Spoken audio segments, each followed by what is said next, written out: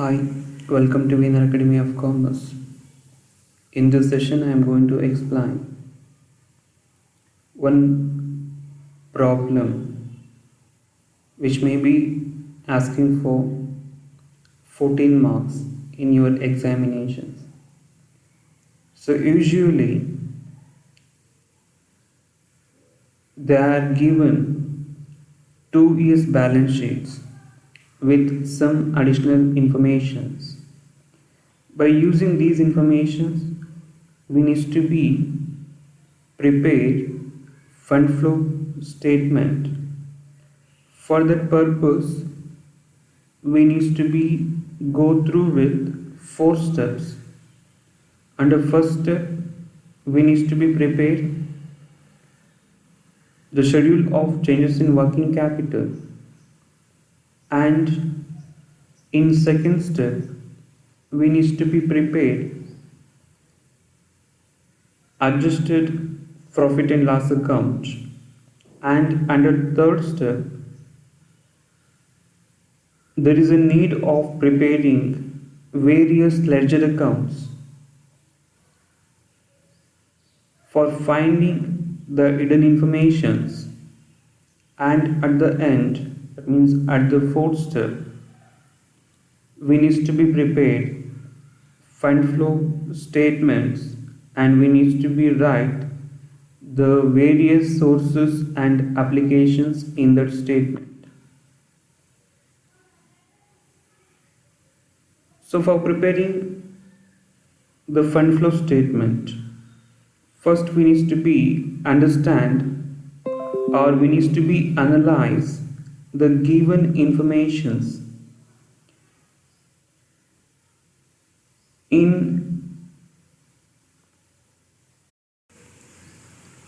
well manner. So in first step, we need to be prepared schedule of changes in working capital. For that purpose, we need only the informations of current assets and current liabilities. So first, observe the problem and identify the number of items which all belongs to current assets or belongs to current liability, and observe is there any variations in the values or not. Means ಮೊದಲನೇ ಹಂತದಲ್ಲಿ ನಾವು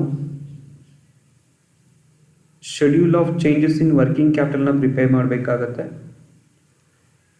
ಆ schedule of changes in working ಕ್ಯಾಪಿಟಲ್ನ prepare ಮಾಡಬೇಕು ಅಂತ ಬಂದರೆ ನಮಗೆ ಬೇಕಾಗಿರ್ತಕ್ಕಂಥದ್ದು ಕೇವಲ ಕರೆಂಟ್ ಅಸೆಟ್ಸ್ ಮತ್ತು ಕರೆಂಟ್ ಲಯಬಿಲಿಟಿಗಳು ಮಾತ್ರ ಅಷ್ಟೇ. ಸೊ ಅದರಿಂದ ಪ್ರಾಬ್ಲಮಲ್ಲಿ ಏನೆಲ್ಲ ಕರೆಂಟ್ ಅಸೆಟ್ಸನ್ನು ಕೊಟ್ಟಿದ್ದಾರೆ, ಏನೆಲ್ಲ ಕರೆಂಟ್ ಲಯಬಿಲಿಟಿಗಳನ್ನು ಕೊಟ್ಟಿದ್ದಾರೆ, ಆ ಕರೆಂಟ್ ಅಸೆಟ್ಸ್ ಮತ್ತು ಕರೆಂಟ್ ಲಯಬಿಲಿಟಿಗಳಲ್ಲಿ ಏನಾದರೂ ವ್ಯಾಲ್ಯೂಗಳು ವೇರಿಯೇಷನ್ಸ್ ಇದೆಯಾ, ಅಂದರೆ ಲಾಸ್ಟ್ ಇಯರ್ಗೆ ಈ ಇಯರ್ಗೆ ವ್ಯತ್ಯಾಸಗಳು ಇದೆಯಾ ಇಲ್ವಾ, ಅದನ್ನು ನಾವು ಮೊದಲಿಗೆ ಅಬ್ಸರ್ವೇಷನ್ ಮಾಡಬೇಕು. ಸೊ ಇಲ್ಲಿ ಅಸೆಟ್ಸ್ ಅಂತ ಬಂದಾಗ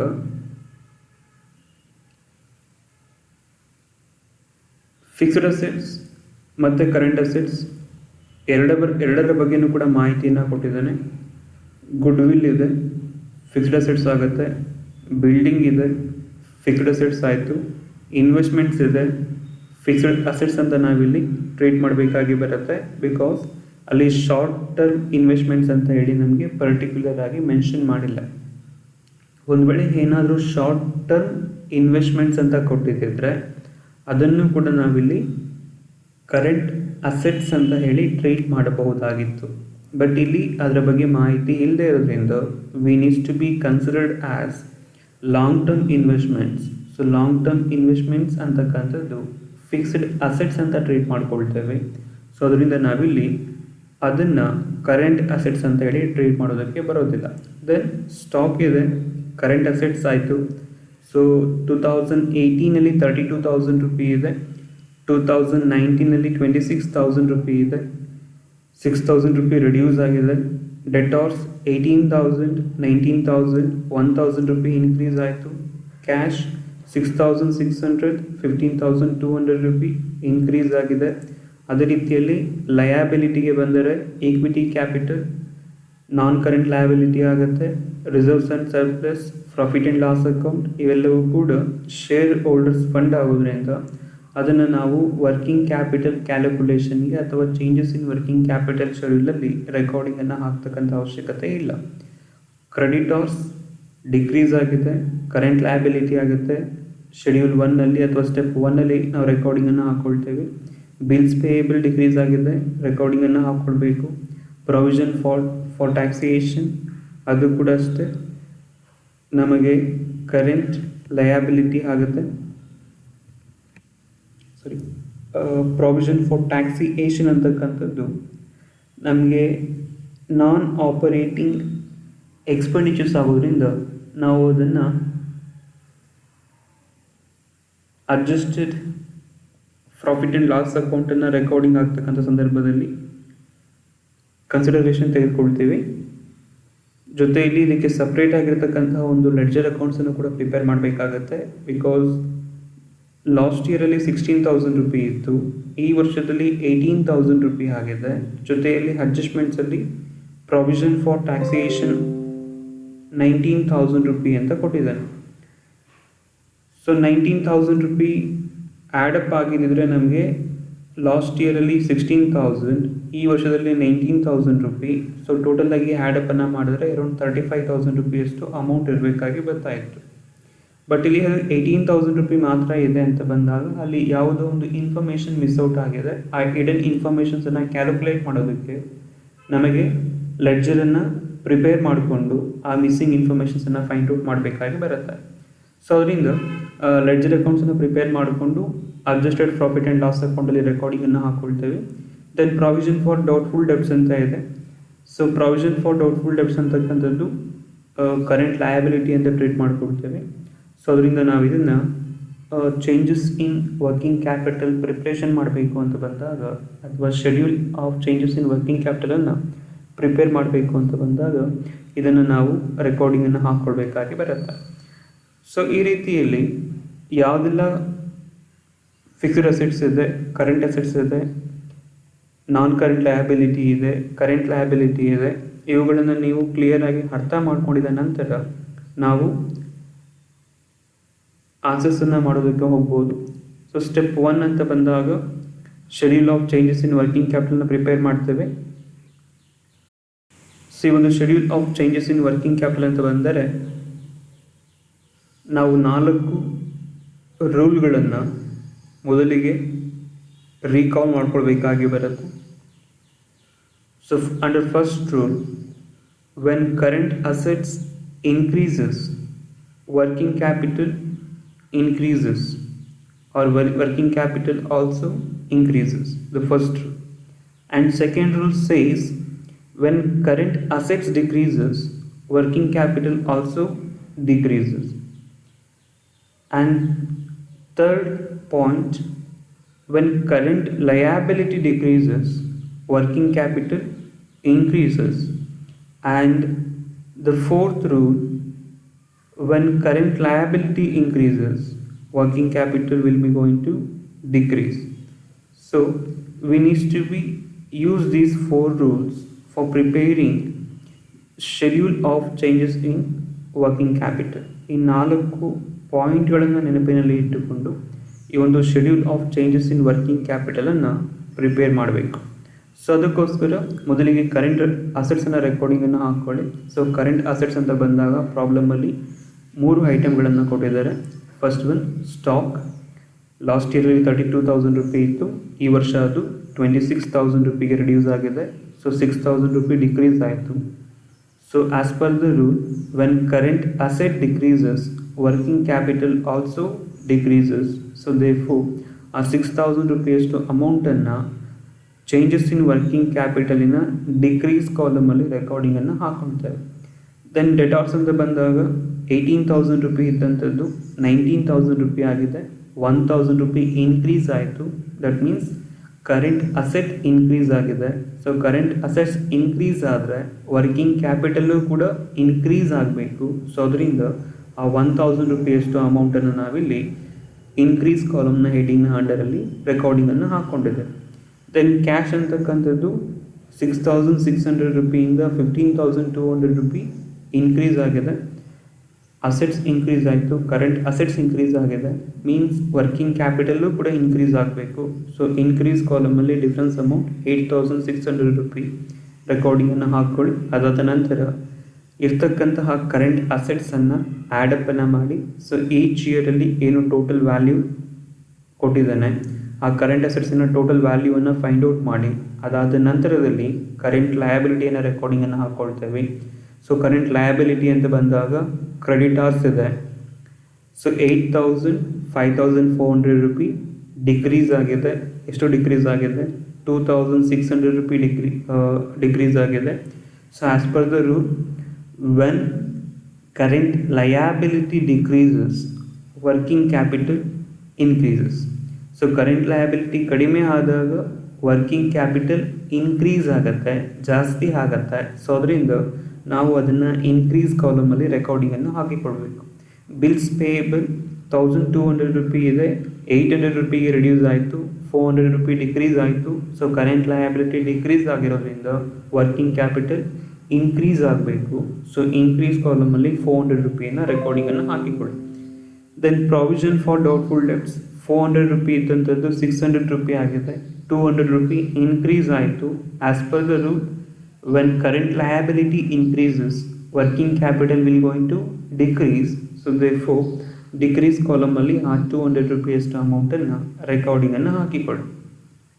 ದೆನ್ ಎಂಟರ್ ಮಾಡಿದ ನಂತರದಲ್ಲಿ ಏನೆಲ್ಲ ಇನ್ಕ್ರೀಸ್ ಆಯಿತು, ಡಿಕ್ರೀಸ್ ಆಗಿದೆ ಅಂತಕ್ಕಂಥದ್ದನ್ನು ರೆಕಾರ್ಡಿಂಗ್ ಹಾಕಿದ ನಂತರ ಕರೆಂಟ್ ಲಯಬಿಲಿಟಿಯನ್ನು ಆ್ಯಡಪ್ಪನ್ನು ಮಾಡಿ ಟೋಟಲ್ ಕರೆಂಟ್ ಲಯಬಿಲಿಟಿ ಸಿಗುತ್ತೆ.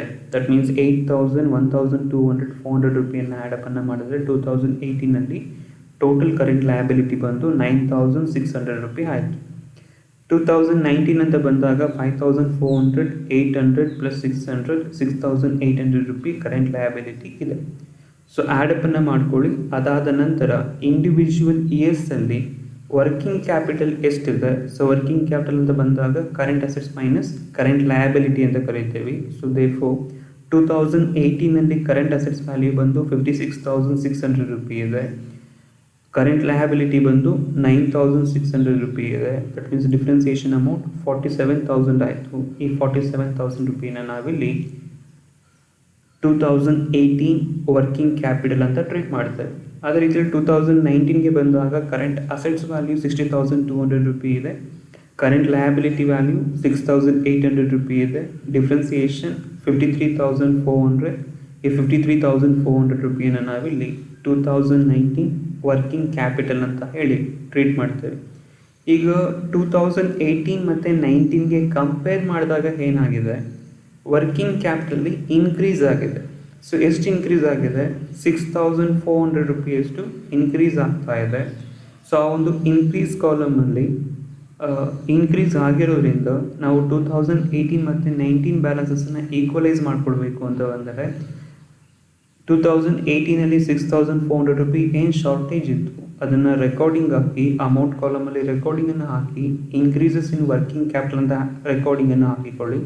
ಆ್ಯಡಪ್ಪನ್ನು ಮಾಡಿದ್ರೆ 2018ನಲ್ಲಿ 53400 ರೂಪಿ ಬರುತ್ತೆ, 19 53400. Then changes in working capital ಅಂತ ಬಂದಾಗ 12600 ರೂಪಿ ನಮಗೆ ಈಕ್ವಲೈಸ್ ಆಗುತ್ತೆ. ಸೊ ಈ ರೀತಿಯಲ್ಲಿ ಸ್ಟೆಪ್ 1 ಅಂತ ಬಂದಾಗ ವರ್ಕಿಂಗ್ ಕ್ಯಾಪಿಟಲನ್ನು ಪ್ರಿಪೇರ್ ಮಾಡ್ತೇವೆ. Then step 2 adjusted profit and loss ಅಕೌಂಟನ್ನು ಪ್ರಿಪೇರ್ ಮಾಡಬೇಕು. But adjusted profit and loss ಅಕೌಂಟನ್ನು ಪ್ರಿಪೇರ್ ಮಾಡೋದಕ್ಕಿಂತ ಮುಂಚಿತವಾಗಿ ನಾವು ಲೆಡ್ಜರ್ ಅಕೌಂಟ್ಸ್ಗಳನ್ನು ಪ್ರಿಪೇರ್ ಮಾಡ್ಕೊಳ್ಬೇಕಾಗತ್ತೆ. ಬಿಕಾಸ್ ಪ್ರೊವಿಷನ್ ಫಾರ್ ಟ್ಯಾಕ್ಸೇಷನ್ಗೆ ಸಂಬಂಧಪಟ್ಟಂತೆ ನಮಗೆ ಒಂದು ಇಡನ್ ಇನ್ಫಾರ್ಮೇಷನ್ ಇದೆ.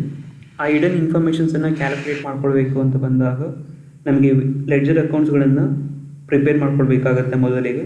ಸೊ ಅದರಿಂದ ಮೊದಲಿಗೆ ಲೆಡ್ಜರ್ ಅಕೌಂಟ್ಸನ್ನು ಪ್ರಿಪೇರ್ ಮಾಡಿ ಅದಾದ ನಂತರದಲ್ಲಿ ನಾವು ಅಡ್ಜಸ್ಟೆಡ್ ಪ್ರಾಫಿಟ್ ಆ್ಯಂಡ್ ಲಾಸ್ ಅಕೌಂಟನ್ನು ಪ್ರಿಪೇರ್ ಮಾಡ್ಕೊಳ್ಬೋದು.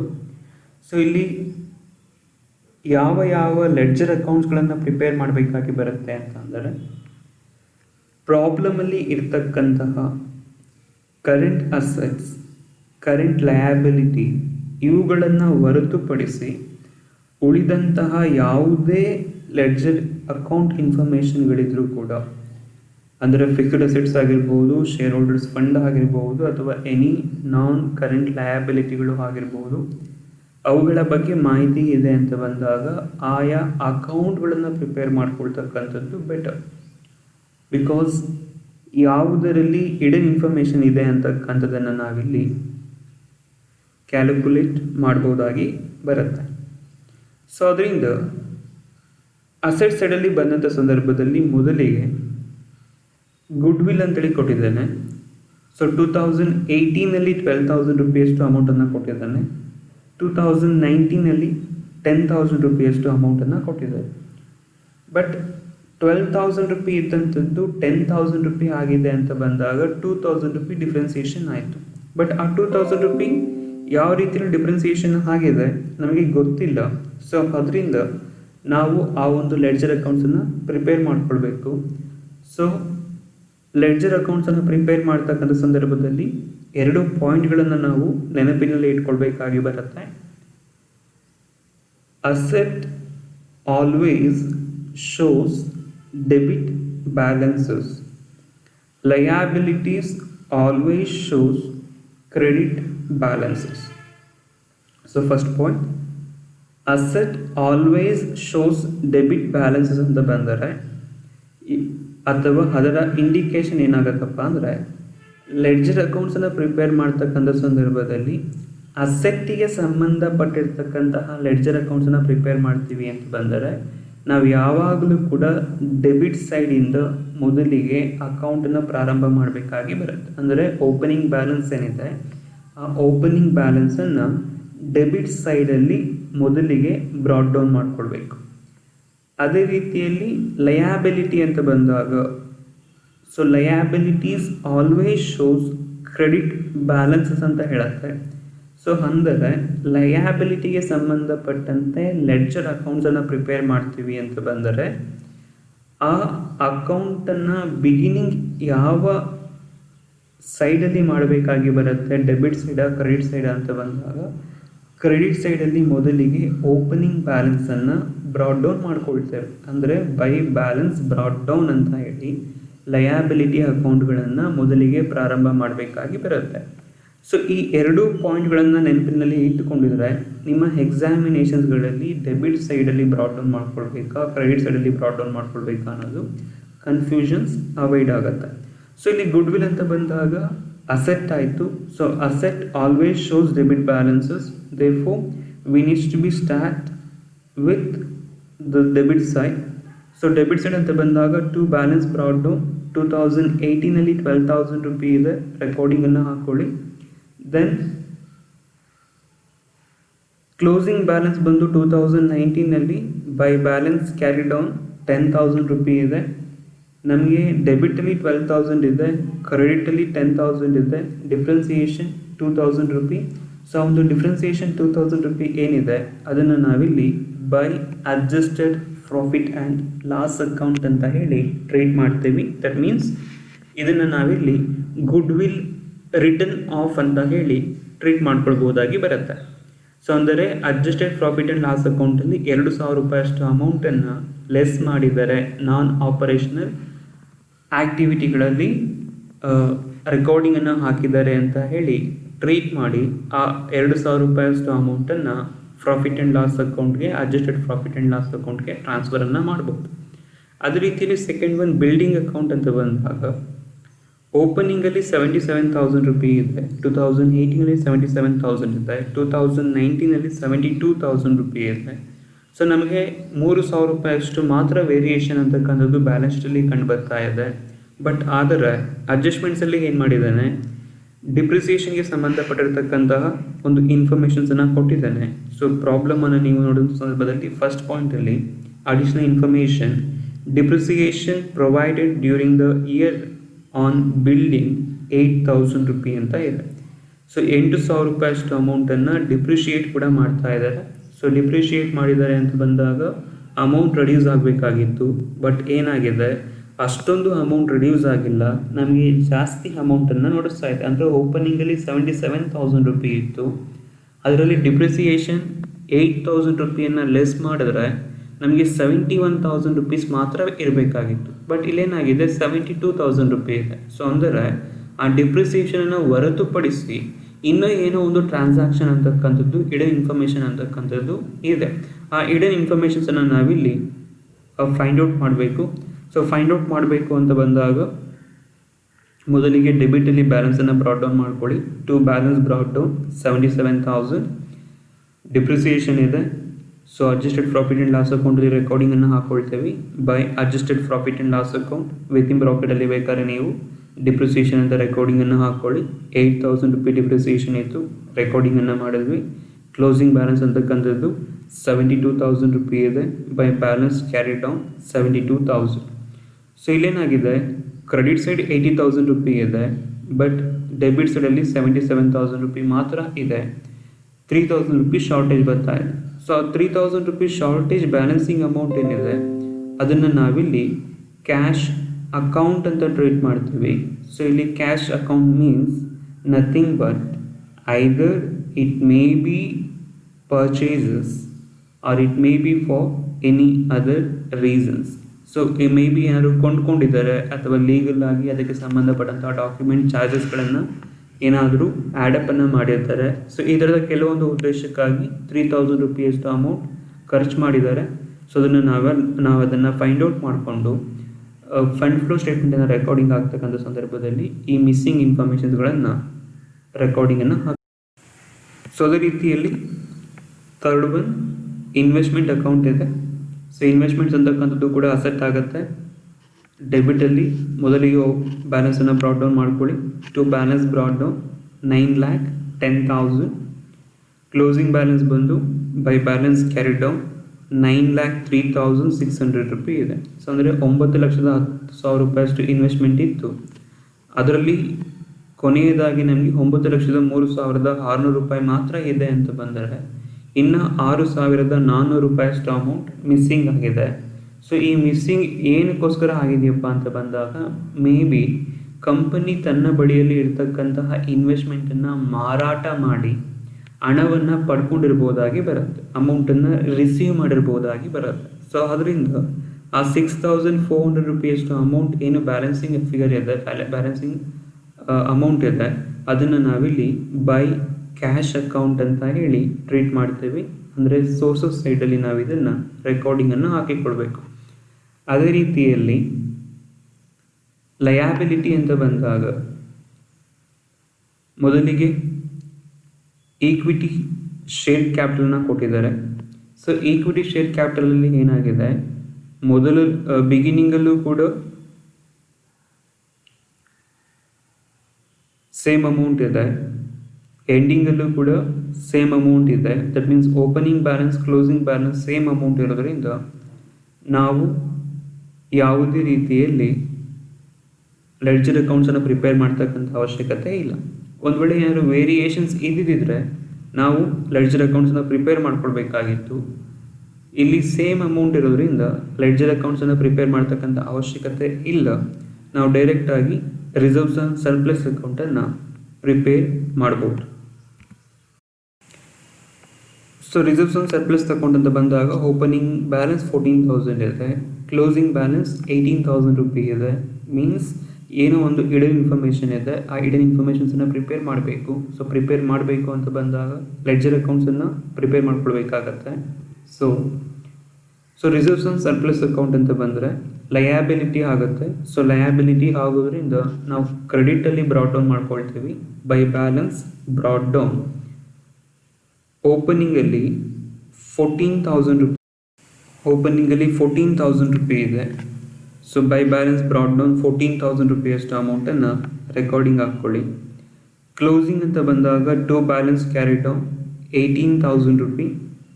ಸೊ 18,000 ರುಪಿಯಲ್ಲಿ 14,000 ರುಪಿಯನ್ನು ಲೆಸ್ ಮಾಡಿಕೊಂಡ್ರೆ ರಿಮೈನಿಂಗ್ 4,000 ರುಪಿ ಡಿಫ್ರೆನ್ಸಿಯೇಷನ್ ಇದೆ. ಆ ಡಿಫ್ರೆನ್ಸಿಯೇಷನ್ ಅಮೌಂಟನ್ನು ನಾವಿಲ್ಲಿ ಅಡ್ಜಸ್ಟೆಡ್ ಪ್ರಾಫಿಟ್ ಆ್ಯಂಡ್ ಲಾಸ್ ಅಕೌಂಟಿಗೆ ಟ್ರಾನ್ಸ್ಫರನ್ನು ಮಾಡ್ಕೊಳ್ಬೇಕು. That means current year transfers ಅಂತ ಹೇಳಿ ಅಥವಾ ಕರೆಂಟ್ ಇಯರ್ ಪ್ರಾವಿಷನ್ಸ್ ಅಂತ ಹೇಳಿ ನಾವು ಅದನ್ನು ಟ್ರೀಟ್ ಮಾಡ್ಬೋದು. ಸೊ 4000 ರುಪಿಯನ್ನು ಅಡ್ಜಸ್ಟೆಡ್ ಪ್ರಾಫಿಟ್ ಆ್ಯಂಡ್ ಲಾಸ್ ಅಕೌಂಟ್ಗೆ ಟ್ರಾನ್ಸ್ಫರ್ ಮಾಡಿ ಸೊ ಅಲ್ಲಿ ನಾವು ರೆಕಾರ್ಡಿಂಗನ್ನು ಹಾಕಿಕೊಡ್ಬೇಕು. ಅದೇ ರೀತಿಯಲ್ಲಿ ಪ್ರಾವಿಷನ್ ಫಾರ್ ಟ್ಯಾಕ್ಸೇಷನ್ ಅಂತ ಬಂದಾಗ ಲಯಬಿಲಿಟಿ ಆಗಿರೋದ್ರಿಂದ ಕ್ರೆಡಿಟಲ್ಲಿ ನಾವು ಮೊದಲಿಗೆ ಬ್ರಾಡ್ ಡೌನ್ ಮಾಡ್ಕೊಳ್ತೀವಿ. By balance brought down 16,000, closing balance ಬಂದು 18,000 ರುಪಿ ಇದೆ. To balance carry down 18,000 rupee. Then ಅಡ್ಜಸ್ಟ್ಮೆಂಟಲ್ಲಿ ನಮಗೆ ಈ ಒಂದು ಪ್ರಾವಿಷನ್ ಫಾರ್ ಟ್ಯಾಕ್ಸೇಷನ್ಗೆ ಸಂಬಂಧಪಟ್ಟಂತೆ ಒಂದು ಅಡ್ಜಸ್ಟ್ಮೆಂಟ್ಸನ್ನು ಕೊಟ್ಟಿದ್ದಾರೆ. Second point, provision for taxation on 19,000 was made during the year ಅಂತ ಇದೆ. ಸೊ ಅಂದರೆ ಹೊಸದಾಗಿ 19,000 ರೂಪಾಯಿಯಷ್ಟು ಅಮೌಂಟನ್ನು ನಾವು ಕ್ರಿಯೇಟ್ ಮಾಡಿದ್ದೀವಿ, ಟ್ರಾನ್ಸ್ಫರ್ ಮಾಡಿದ್ದೀವಿ ಪ್ರಾವಿಷನ್ಸ್ ಫಾರ್ ಟ್ಯಾಕ್ಸೇಷನ್ ಪರ್ಪಸ್ಗೋಸ್ಕರ ಅಂತ ಹೇಳ್ತಾ ಇದ್ದಾರೆ. ಸೊ ಪ್ರಾವಿಷನ್ ಫಾರ್ ಟ್ಯಾಕ್ಸೇಷನ್ ಅಂತಕ್ಕಂಥದ್ದನ್ನು ನಾವು ನಾನ್ ಆಪರೇಷನಲ್ ಟ್ರಾನ್ಸಾಕ್ಷನ್ ಆಗಿರೋದ್ರಿಂದ ಅಡ್ಜಸ್ಟೆಡ್ ಪ್ರಾಫಿಟ್ ಆ್ಯಂಡ್ ಲಾಸ್ ಅಕೌಂಟಲ್ಲಿ ರೆಕಾರ್ಡಿಂಗ್ ಹಾಕ್ಕೊಳ್ಬೇಕು. ಸೊ ಅದರಿಂದ ಆ ಒಂದು 19,000 ರುಪಿಯಷ್ಟು ಅಮೌಂಟ್ ಏನಿದೆ ಅದನ್ನು ನಾವು by adjusted profit and loss account ಅಂತ ಹೇಳಿ ಕ್ರೆಡಿಟಲ್ಲಿ ರೆಕಾರ್ಡಿಂಗನ್ನು ಹಾಕ್ಕೊಳ್ತಾರೆ. ಸೊ ಈಗ ಬ್ಯಾಲೆನ್ಸಿಂಗನ್ನು ಮಾಡಿದಾಗ ಓಪನಿಂಗಲ್ಲಿ 16,000 ರೂಪಾಯಿ ಇತ್ತು. ಪ್ರಾವಿಷನ್ಸ್ ಅಂತ ಹೇಳಿ 19,000 ರೂಪಾಯಿಯಷ್ಟು ಅಮೌಂಟನ್ನು ಟ್ರಾನ್ಸ್ಫರ್ ಮಾಡಿದ್ದೀವಿ. ಟೋಟಲ್ ಆಗಿ ನಮ್ಮ ಹತ್ರ 35,000 ರುಪಿ ಇರಬೇಕಾಗಿತ್ತು. ಬಟ್ ನಮ್ಮ ಹತ್ರ ಇರ್ತಕ್ಕಂಥದ್ದು ಈಗ 18,000 ರುಪಿ ಮಾತ್ರ ಅಷ್ಟೇ. ರಿಮೈನಿಂಗ್ 17,000 ರುಪಿಯಷ್ಟು ಅಮೌಂಟ್ ವೇರಿಯೇಷನ್ ಇದೆ. ಸೊ ಈ 17,000 ರುಪಿಯಷ್ಟು ಅಮೌಂಟ್ ವೇರಿಯೇಷನ್ ಏನಕ್ಕಾಗಿದೆಯಪ್ಪ ಅಂತಂದರೆ ಟ್ಯಾಕ್ಸನ್ನು ನಾವು ಈ ವರ್ಷ ಪೇ ಮಾಡಿದ್ದೀವಿ. ಸೊ ಪೇ ಮಾಡಿರೋದ್ರಿಂದ ಏನಾಗಿದೆ, 17,000 ರೂಪಾಯಿಯಷ್ಟು ಅಮೌಂಟನ್ನು ಕಂಪನಿಯಿಂದ ಕೊಟ್ಬಿಟ್ಟಿದ್ದೀವಿ. ಸೊ ಅಷ್ಟು ಅಮೌಂಟ್ ರಿಡ್ಯೂಸ್ ಆಗಿದೆ. ಸೊ 70,000 ರುಪಿಯಷ್ಟು ಅಮೌಂಟ್ ಏನಿದೆ ಅದನ್ನು ನಾವಿಲ್ಲಿ ಟು ಕ್ಯಾಶ್ ಅಕೌಂಟ್ ಅಂತ ಟ್ರೀಟ್ ಮಾಡ್ತೀವಿ. ಟ್ಯಾಕ್ಸ್ ಪೇಯ್ಡ್ ಅಂತ ಆಗುತ್ತೆ. ಸೊ ಈ ಟ್ಯಾಕ್ಸ್ ಪೇಯ್ಡ್ ಅಮೌಂಟ್ ಏನಿದೆ ಅದನ್ನು ನಾವು ಫಂಡ್ ಫ್ಲೋ ಸ್ಟೇಟ್ಮೆಂಟನ್ನು ಪ್ರಿಪೇರ್ ಮಾಡಬೇಕಾದ್ರೆ ಅಪ್ಲಿಕೇಶನ್ಸಲ್ಲಿ ಅಂದರೆ ನಾನ್ ಆಪರೇಟಿಂಗ್ ಎಕ್ಸ್ಪೆನ್ಸಸ್ ಅಂತ ನಾವೇನು ಟ್ರೀಟ್ ಮಾಡ್ತಾ ಇದ್ವಿ ಅಲ್ಲಿ ನಾವು ಇದನ್ನು ರೆಕಾರ್ಡಿಂಗನ್ನು ಹಾಕ್ಕೊಂಡು ಫಂಡ್ ಫ್ಲೋ ಸ್ಟೇಟ್ಮೆಂಟನ್ನು ಫಿನಿಶಿಂಗನ್ನು ಮಾಡಬೇಕು. ಸೊ ಅದೇ ರೀತಿಯಲ್ಲಿ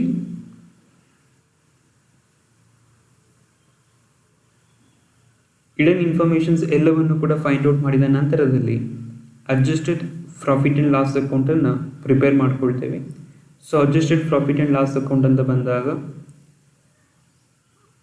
ಮೊದಲಿಗೆ ಲಾಸ್ಟ್ ಇಯರ್ ಓಪನಿಂಗ್ ಬ್ಯಾಲೆನ್ಸಲ್ಲಿ ಪ್ರಾಫಿಟ್ ಇದೆ ಅಥವಾ ಕ್ರೆಡಿಟ್ ಬ್ಯಾಲೆನ್ಸನ್ನು ಕೊಟ್ಟಿದ್ದಾರೆ ಅಂತ ಬಂದಾಗ ನಾವು ಕ್ರೆಡಿಟ್ ಸೈಡಲ್ಲಿ ಅಮೌಂಟನ್ನು ಮೊದಲಿಗೆ ಬ್ರಾಡ್ ಡೌನ್ ಮಾಡ್ಕೊಳ್ತೀವಿ. ಒಂದು ವೇಳೆ ಲಾಸ್ ಆಗಿದೆ ಅಂತ ಅಂದರೆ ಡೆಬಿಟಲ್ಲಿ ಬ್ಯಾಲೆನ್ಸನ್ನು ಬ್ರಾಡ್ ಡೌನ್ ಮಾಡಬೇಕಾಗಿ ಬರುತ್ತೆ. ಬಟ್ ಇಲ್ಲಿ ಲಯಾಬಿಲಿಟಿಯಲ್ಲಿ ನಿಮಗೆ ಪ್ರಾಫಿಟ್ ಆ್ಯಂಡ್ ಲಾಸ್ ಅಕೌಂಟ್ ಅಂತ ಕೊಟ್ಟಿರೋದ್ರಿಂದ belongs to credit balance. So credit balance ಇರೋದ್ರಿಂದ ಬೈ ಬ್ಯಾಲೆನ್ಸ್ ಬ್ರಾಡ್ ಡೌನ್ ಓಪನಿಂಗಲ್ಲಿ 16,000 ರುಪಿ ಅಂದರೆ 2018 profit and loss account balance 16,000 rupee ಇದೆ. ರೆಕಾರ್ಡಿಂಗನ್ನು ಹಾಕ್ಕೊಳ್ಳಿ. ದೆನ್ ಏನೆಲ್ಲ ನಾನ್ ಆಪರೇಟಿಂಗ್ ಅಡ್ಜಸ್ಟ್ಮೆಂಟ್ಸನ್ನು ನಾವು ಮಾಡಿದ್ದೀವಿ ಅವೆಲ್ಲವನ್ನು ಕೂಡ ನಾವು ಡೆಬಿಟಲ್ಲಿ ರೆಕಾರ್ಡಿಂಗನ್ನು ಹಾಕ್ಕೊಳ್ಬೇಕು. ಸೊ ಏನೆಲ್ಲ ಮಾಡಿದ್ದೀವಪ್ಪ ಅಂತಂದರೆ ನಾವು ಗುಡ್ ವಿಲ್ ಅಕೌಂಟನ್ನು ಪ್ರಿಪೇರ್ ಮಾಡಿದಾಗ ಒಂದು ಹಿಡನ್ ಇನ್ಫಾರ್ಮೇಷನ್ ಇತ್ತು, 2,000 ರುಪಿ ವೇರಿಯೇಷನ್ ಇತ್ತು. ಅದನ್ನು ನಾವು by adjusted profit and loss account ಅಂತ ಹೇಳಿ ರೆಕಾರ್ಡಿಂಗನ್ನು ಹಾಕಿದ್ವಿ. ಅಂದರೆ ಗುಡ್ ವಿಲ್ ಏನು ರಿಟರ್ನ್ ಆಫ್ ಆಗಿದೆ ಆ ರಿಟರ್ನ್ ಆಫ್ ಅಮೌಂಟನ್ನು ನಾವು ರೆಕಾರ್ಡಿಂಗನ್ನು ಹಾಕ್ಕೊಂಡಿದ್ವಿ. ಆ ಅಮೌಂಟನ್ನು ನಾವಿಲ್ಲಿ ಡೆಬಿಟಲ್ಲಿ ಎಂಟ್ರಿ ಮಾಡ್ಕೊಳ್ತೇವೆ to goodwill return of 2,000 rupee. ಅದೇ ರೀತಿಯಲ್ಲಿ ಬಿಲ್ಡಿಂಗ್ ಅಕೌಂಟ್ ಅಂತ ಬಂದಾಗ ಬಿಲ್ಡಿಂಗ್ ಅಕೌಂಟಲ್ಲೂ ಕೂಡ ಅಷ್ಟೇ by adjusted profit and loss account ಅಂತ ಹೇಳಿ ಡಿಪ್ರಿಸಿಯೇಷನ್ ಅಮೌಂಟನ್ನು ರೆಕಾರ್ಡಿಂಗನ್ನು ಹಾಕ್ಕೊಂಡಿದ್ದೀವಿ. ಸುಮಾರು 8,000 ರುಪಿಯಷ್ಟು ಅಮೌಂಟನ್ನು ಡಿಪ್ರಿಷಿಯೇಟ್ ಮಾಡಿದ್ವಿ. ಅದನ್ನು ಕೂಡ ನಾವಿಲ್ಲಿ ಡೆಬಿಟಲ್ಲಿ ರೆಕಾರ್ಡಿಂಗನ್ನು ಹಾಕ್ಕೊಳ್ತೀವಿ. ಅದಾದ ನಂತರದಲ್ಲಿ ರಿಸರ್ವ್ಸ್ ಆ್ಯಂಡ್ ಸರ್ಪ್ಲಸನ್ನು ಅಥವಾ ರಿಸರ್ವ್ಸ್ ಆ್ಯಂಡ್ ಸರ್ಪ್ಲಸ್ ಲೆಡ್ಜರ್ ಅಕೌಂಟ್ಸನ್ನು ಪ್ರಿಪೇರ್ ಮಾಡಿದಾಗ by adjusted profit and loss account ಅಂತ ಹೇಳಿ ರೆಕಾರ್ಡಿಂಗನ್ನು ಹಾಕ್ಕೊಂಡಿದ್ದೇವೆ. ಸೊ ಅದರಲ್ಲೂ ಕೂಡ 4,000 ರುಪಿ ವೇರಿಯೇಷನ್ ಇತ್ತು. ಅದನ್ನು ನಾವಿಲ್ಲಿ ಟ್ರಾನ್ಸ್ಫರ್ ಟು ರಿಸರ್ವ್ ಅಂತ ಹೇಳಿ 4,000 ರುಪಿಯಷ್ಟು ಅಮೌಂಟನ್ನು ರೆಕಾರ್ಡಿಂಗನ್ನು ಹಾಕ್ಕೊಳ್ಬೇಕು. ದೆನ್ ಈ ವರ್ಷದಲ್ಲಿ ಟ್ಯಾಕ್ಸೇಷನ್ ಪರ್ಪಸ್ಗೋಸ್ಕರ 19,000 ರೂಪಾಯಿಯಷ್ಟು ಅಮೌಂಟನ್ನು ಪ್ರಾವಿಷನ್ಸ್ ಮಾಡಿದ್ರು. ಆ ಪ್ರಾವಿಷನ್ಸ್ ಅಮೌಂಟನ್ನು ಕೂಡ ನಾವು ಪ್ರಾವಿಷನ್ ಫಾರ್ ಟ್ಯಾಕ್ಸೇಷನ್ ಅಕೌಂಟನ್ನು ಪ್ರಿಪೇರ್ ಮಾಡ್ತಕ್ಕಂಥ ಸಂದರ್ಭದಲ್ಲಿ ಪ್ರಾವಿಷನ್ ಫಾರ್ ಟ್ಯಾಕ್ಸೇಷನ್ ಅಕೌಂಟಲ್ಲಿ adjusted profit and loss account ಅಂತ ಹೇಳಿ 19,000 ರೂಪಾಯಿಯಷ್ಟು ರೆಕಾರ್ಡಿಂಗನ್ನು ಹಾಕಿದ್ವಿ. ಅದನ್ನು ಕೂಡ ನಾವು ಈ ಒಂದು ಅಡ್ಜಸ್ಟೆಡ್ ಪ್ರಾಫಿಟ್ ಆ್ಯಂಡ್ ಲಾಸ್ ಅಕೌಂಟ್ಗೆ ಟ್ರಾನ್ಸ್ಫರನ್ನು ಮಾಡ್ಕೊಳ್ಬೇಕು ಟು ಪ್ರಾವಿಷನ್ ಫಾರ್ ಟ್ಯಾಕ್ಸೇಷನ್ 19,000 ರೂಪಾಯಿ. ದೆನ್ ನಮಗೆ 2019 ಕ್ಲೋಸಿಂಗ್ ಬ್ಯಾಲೆನ್ಸನ್ನು ಕೊಟ್ಟಿದ್ದಾರೆ ಪ್ರಾಫಿಟ್ ಆ್ಯಂಡ್ ಲಾಸ್ ಅಕೌಂಟಲ್ಲಿ 3,000 ರೂಪಾಯಿಯಷ್ಟು ಬ್ಯಾಲೆನ್ಸ್ ಇದೆ ಅಂತ ಹೇಳ್ತಾ ಇದ್ದಾರೆ. So to balance carry down 3,000 ರೂಪಾಯಿ. ಸೊ ಕ್ಲೋಸಿಂಗ್ ಬ್ಯಾಲೆನ್ಸನ್ನು ರೆಕಾರ್ಡಿಂಗನ್ನು ಹಾಕಿಕೊಂಡರೆ ನಮಗೆ ಡೆಬಿಟಲ್ಲಿ 36,000 ರೂಪಾಯಿ ಇದೆ, ಕ್ರೆಡಿಟಲ್ಲಿ 16,000 ರೂಪಾಯಿ ಮಾತ್ರ ಇದೆ. ಡಿಫ್ರೆನ್ಸಿಯೇಷನ್ ಬಂದು 20,000 ರೂಪಾಯಿ. ಆ 20,000 ರೂಪಾಯಿಯಷ್ಟು ಅಮೌಂಟನ್ನು ನಾವು ಫಂಡ್ಸ್ ಫ್ರಮ್ ಆಪರೇಷನ್ಸ್ ಅಂತ ಟ್ರೇಟ್ ಮಾಡ್ತೀವಿ. ಸೊ ಇದನ್ನು ನಾವು ಫಂಡ್ ಫ್ಲೋ ಸ್ಟೇಟ್ಮೆಂಟಿಗೆ ಟ್ರಾನ್ಸ್ಫರನ್ನು ಮಾಡ್ಕೊಳ್ಬೇಕು. So fourth step fund flow statement ಅಂತ ಬಂದಾಗ ಸೋರ್ಸಸ್, ದಟ್ ಮೀನ್ಸ್ ಯಾವ ಮೂಲಗಳಿಂದ ಹಣ ಅಂತಕ್ಕಂಥದ್ದು ಬಂದಿದೆ. ಅಪ್ಲಿಕೇಶನ್ಸ್, ಏನಕ್ಕೋಸ್ಕರ ಹಣವನ್ನು ಖರ್ಚು ಮಾಡ್ತಾ ಇದ್ದೀವಿ, ರೆಕಾರ್ಡಿಂಗನ್ನು ಹಾಕ್ಕೊಳ್ಬೇಕು. ಸೊ ನಮಗೆ ಯಾವ ಮೂಲಗಳಿಂದ ಹಣ ಬಂದಿದೆಯಪ್ಪ ಅಂದರೆ ಫಸ್ಟ್ ಒನ್ ಸೇಲ್ ಆಫ್ ಇನ್ವೆಸ್ಟ್ಮೆಂಟ್ಸನ್ನು ಮಾಡಿದ್ದೀವಿ. 6,400 ರೂಪಾಯಿಯಷ್ಟು ಅಮೌಂಟನ್ನು ಇನ್ವೆಸ್ಟ್ಮೆಂಟ್ಸನ್ನು ಮಾರಾಟ ಮಾಡಿದ್ವಿ. ಇದು ನಮಗೆ ಹಿಡನ್ ಇನ್ಫಾರ್ಮೇಷನ್ ಇತ್ತು. ಅದನ್ನು ಇನ್ವೆಸ್ಟ್ಮೆಂಟ್ಸ್ ಲೆಡ್ಜರ್ ಅಕೌಂಟ್ಸನ್ನು ಪ್ರಿಪೇರ್ ಮಾಡಿದಾಗ ಬೈ ಕ್ಯಾಶ್ ಅಕೌಂಟ್ ಅಂತ ರೆಕಾರ್ಡಿಂಗನ್ನು ಹಾಕ್ಕೊಂಡಿದ್ದೀವಿ. So by cash account means we are receiving cash ಅಂತ ಆಯಿತು. ಸೊ ರಿಸೀವಿಂಗ್ ಕ್ಯಾಶ್ ಅಂತ ಅಂದರೆ ಅದು ನಮಗೆ ಸೋರ್ಸಸ್ ಅಂತ ಆಗುತ್ತೆ. ಸೊ ಅದರಿಂದ 6,400 ರೂಪಾಯಿಯಷ್ಟು ಅಮೌಂಟನ್ನು ಸೋರ್ಸಸ್ನ ಹೆಡಿಂಗ್ ಅಂಡರ್ಲಿ ರೆಕಾರ್ಡಿಂಗನ್ನು ಹಾಕ್ಕೊಳ್ತೇವೆ. ಫಂಡ್ಸ್ ಫ್ರಮ್ ಆಪರೇಷನ್ಸ್, ಸೊ ವಸ್ತುಗಳನ್ನು ಉತ್ಪಾದನೆ ಮಾಡಿ ಮಾರಾಟ ಮಾಡಿದ್ರಿಂದ ನಮಗೆ 20,000 ರೂಪಾಯಿಯಷ್ಟು ಫಂಡ್ಸ್ ಬಂದಿದೆ, ಆದಾಯ ಬಂದಿದೆ. ಅದನ್ನು ಕೂಡ ನಾವು ಸೋರ್ಸಸಲ್ಲಿ ರೆಕಾರ್ಡಿಂಗನ್ನು ಹಾಕ್ಕೊಳ್ತೇವೆ. ಅಪ್ಲಿಕೇಶನ್ ಅಂತ ಬಂದಾಗ ಪರ್ಚೇಸ್ ಆಫ್ ಬಿಲ್ಡಿಂಗ್ಸ್ 3,000 ರೂಪಾಯಿ ಪರ್ಚೇಸ್ ಮಾಡಿದ್ದೀವಿ. ಇಟ್ ಮೀನ್ಸ್ ಪರ್ಚೇಸ್ ಮಾಡಿ ಅಮೌಂಟನ್ನು ಪೇ ಮಾಡ್ತೇವೆ. ಅಪ್ಲಿಕೇಶನ್ ಆಯಿತು, ಟ್ಯಾಕ್ಸ್ ಪೇಯ್ಡ್, ದುಡ್ಡು ಹೋಗ್ತಾ ಇದೆ, ಅಪ್ಲಿಕೇಶನ್ಸ್ ಆಯಿತು, ರೆಕಾರ್ಡಿಂಗನ್ನು ಹಾಕ್ಕೊಳ್ಳಿ. Increases in working capital, that means last ಇಯರಿಂದ ಈ ವರ್ಷದಲ್ಲಿ ಅಮೌಂಟ್ ಜಾಸ್ತಿ ಆಗಿದೆ, ಖರ್ಚನ್ನು ಜಾಸ್ತಿ ಮಾಡಿರಬೇಕಾಗಿ ಬರುತ್ತೆ ವರ್ಕಿಂಗ್ ಕ್ಯಾಪಿಟಲಲ್ಲಿ. ಅದನ್ನು ಕೂಡ ನಾವಿಲ್ಲಿ 6,400 ರೂಪಾಯಿಯಷ್ಟು ಅಮೌಂಟನ್ನು ಅಪ್ಲಿಕೇಶನ್ಸಲ್ಲಿ ರೆಕಾರ್ಡಿಂಗನ್ನು ಹಾಕ್ಕೊಂಡ್ರೆ ನಮಗೆ ಎರಡೂ ಕಡೆಯಲ್ಲೂ ಕೂಡ ಎಷ್ಟು ಅಮೌಂಟ್ ಬಂದಿತ್ತು, ಒಟ್ಟಾರೆಯಾಗಿ 26,400 ರೂಪಾಯಿಯಷ್ಟು ಅಮೌಂಟನ್ನು ಪಡ್ಕೊಂಡಿದ್ದೀವಿ. ಆ 26,400 ರೂಪಾಯಿಯಷ್ಟು ಅಮೌಂಟನ್ನು ಏನಕ್ಕೋಸ್ಕರ ಖರ್ಚು ಮಾಡಿದ್ದೀವಪ್ಪ ಅಂದರೆ ವರ್ಕಿಂಗ್ ಕ್ಯಾಪಿಟಲಲ್ಲಿ 6,400 ರೂಪಾಯಿ ಪೇ ಮಾಡಿದ್ದೀವಿ. ಪರ್ಚೇಸ್ ಆಫ್ ಬಿಲ್ಡಿಂಗ್ ಮಾಡೋದಕ್ಕೆ 3,000 ರೂಪಾಯಿ ಪೇ ಮಾಡಿದ್ದೀವಿ. ಟ್ಯಾಕ್ಸ್ ಪರ್ಪಸ್ಗೋಸ್ಕರ 17,000 ರೂಪಾಯಿಯಷ್ಟು ಅಮೌಂಟನ್ನು ಪೇ ಮಾಡಿದ್ದೀವಿ. ಸೊ ಬಂದಿರತಕ್ಕಂಥ ಅಮೌಂಟನ್ನು ಯಾವ ರೀತಿಯಲ್ಲಿ ಖರ್ಚು ಮಾಡಿದ್ದೀವಿ ಅಂತಕ್ಕಂಥದ್ದನ್ನು ನಾವಿಲ್ಲಿ ತೋರಿಸ್ಬೋದಾಗಿ ಬರುತ್ತೆ, ಫಂಡ್ ಫ್ಲೋ ಸ್ಟೇಟ್ಮೆಂಟಲ್ಲಿ ತಿಳ್ಕೊಳ್ಬೋದಾಗಿ ಬರುತ್ತೆ. ಸೊ ಈ ರೀತಿಯಲ್ಲಿ ಫಂಡ್ ಫ್ಲೋ ಸ್ಟೇಟ್ಮೆಂಟ್ ಅಂತ 14 ಮಾರ್ಕ್ಸ್ ಬಂದಾಗ 4 ಸ್ಟೆಪ್ಸನ್ನು ಪ್ರಿಪೇರ್ ಮಾಡಿ ನೀವು ಆನ್ಸರನ್ನು ಮಾಡಬೇಕು.